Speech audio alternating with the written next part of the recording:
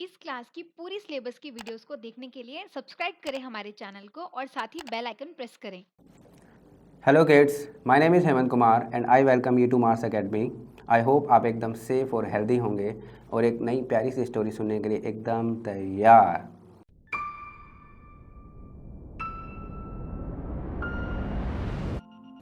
तो आज की जो हमारी स्टोरी है उसका टाइटल है अ vice enemy is better than a foolish friend. That means एक मूर्ख मित्र से तो एक समझदार शत्रु अच्छा। तो ऐसा कैसे हो सकता है कि एक दुश्मन, हमारा दुश्मन जो कि थोड़ा समझदार होता है, वो हमारे मित्र से कैसे अच्छा हो सकता। तो मैं इसको क्लियर करने के लिए आपको एक बहुत ही प्यारी सी स्टोरी सुनाता हूँ कि एक जंगल में एक हाथी और खरगोश दोस्त थे, मित्र थे। तो उसमें जो हाथी था वो थोड़ा सा मूर्ख था और जो खरगोश था वो थोड़ा समझदार था। लेकिन जो हाथी और खरगोश थे वो बहुत ही अच्छे मित्र थे।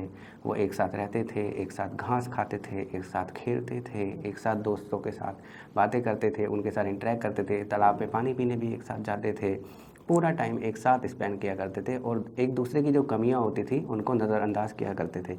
खरगोश को बहुत अच्छी तरह से पता था कि हाथी तो मेरा दोस्त है, मेरा यार है, मेरा बेस्ट फ्रेंड है, लेकिन वो मूर्ख है। लेकिन खरगोश कॉम्प्रोमाइज़ करता था, लेकिन कब तक वो कॉम्प्रोमाइज़ करेगा? क्योंकि अब वो अगर हाथी को बोलता कि तुम मूर्ख हो, मैं तुम्हारे साथ नहीं रहना चाहता, तो हाथी को हर्ट हो जाता और वो ऐसा नहीं करना चाहता था क्योंकि हाथी उसका मित्र था। तो एक बार की बात है कि खरगोश और हाथी मस्त खाना खा के बैठे थे, आराम कर रहे थे, बोर हो रहे थे एक्चुअली। तो उनका मन किया कि चलो हम कुछ गेम खेलते हैं। तो अक्सर खरगोश ही गेम सजेस्ट किया करता था कि हम कौन सी गेम या कौन सा खेल खेलें आज। तो आज ये डिसाइड हुआ कि हाथी सजेस्ट करेगा कि हम कौन सा गेम खेलें। तो अब ये उनका रूल था कि 2 दिन बाद, 1 हफ्ते बाद एक दूसरा जो उनका फ्रेंड है वो गेम सजेस्ट करेगा। तो हाथी ने एक गेम सजेस्ट करी। उसने उसका प्रोसीजर कुछ ऐसा बताया कि एक हम में से एक झुक के बैठ जाएगा और दूसरा उसके ऊपर से कूद के जाएगा, लेकिन स्पर्श किए बिना। अगर दूसरा कूद रहा है, अगर उसने उसको स्पर्श कर दिया तो उसको सज़ा मिलेगी, उसको अपना खाना शेयर करना पड़ेगा या फिर कुछ भी मसाज करनी पड़ेगी या फिर फल फ्रूट तोड़ के लाने होंगे, कुछ भी हो सकता है। तो अब खरगोश को पता चल गया कि ये जो खेल है ये उसके लिए कुछ ज़्यादा अच्छा नहीं है क्योंकि हाथी बहुत बड़ा होता है। अब हाथी उसके अगर खरगोश झुक के बैठा है और हाथी उसके ऊपर से जंप करेगा तो बाई चांस अगर हाथी जंप नहीं कर पाया, अगर उसको हल्का सा टच कर दिया तो उसे चोट लग जाएगी। अब खरगोश असमंजस में पड़ गया कि अब मैं क्या करूं, मुझे समझ नहीं आ रहा है। तो उसने सोचा कि आज तक मैं कॉम्प्रोमाइज़ करते ही आया हूँ, आज भी कर लेता हूँ मैं, क्योंकि हाथी मेरा एक बहुत ही अच्छा दोस्त है। मैं उसको उदास नहीं करना चाहता, मैं उसे परेशान नहीं करना चाहता, मैं उससे दोस्ती तोड़ना नहीं चाहता। तो उन्होंने गेम खेलना शुरू कर दिया। तो पहले हाथी ने बोला चलो मैं झुक के बैठ जाता हूँ और खरगोश जी तुम मेरे ऊपर से छलांग मारो, लेकिन मुझे स्पर्श मत करना, मुझे टच मत करना। तो खरगोश, as we all know, are good jumpers, are good runners.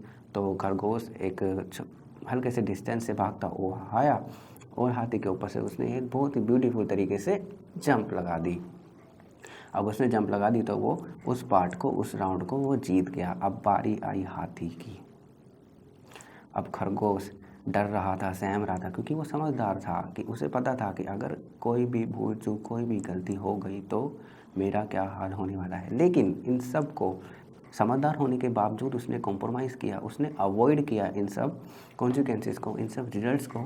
उस खरगोश ने अवॉइड किया अपनी दोस्ती को बचाने के लिए। तो हाथी की बारी आई, खरगोश झुक के बैठ गया।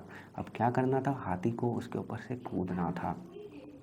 तो हाथी, as we all know, are big animals. They are slow and they can't jump. Actually, an elephant is the only animal on the planet Earth which can't jump. तो एलिफेंट ने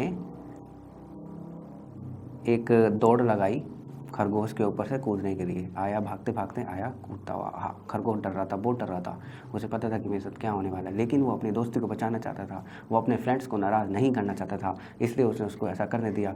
और जैसे ही हाथी भागता हुआ आया तो क्या हुआ आप सभी को पता है, हाथी जंप नहीं कर पाया और बेचारे खरगोश की जो एक टांग थी वो टूट गई और उसके बाद वो खरगोश कभी चल नहीं पाया। तो हाँ, उस खरगोश की पूरी लाइफ ख़राब हो गई।